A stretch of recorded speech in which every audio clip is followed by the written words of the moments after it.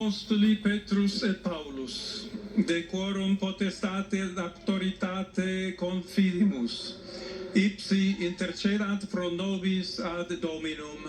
Amen.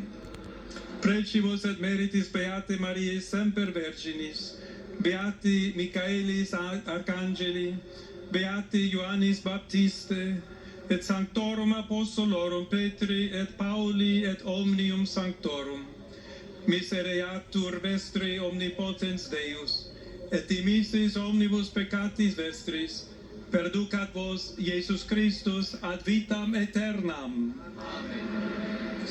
Indulgentiam, absolutionem et remissionem omnium peccatorum vestrorum, spatium vere et fructuose penitentiae, cor semper penitens, et emendationem vitae, gratiam et consolationem Sancti Spiritus, et finalem perseverantiam in bonis operibus tribuat vobis omnipotens et misericors Dominus. Amen. Et benedictio Dei omnipotentis, Patris et Filii et Spiritus Sancti descendat super vos et maniat semper. Amen.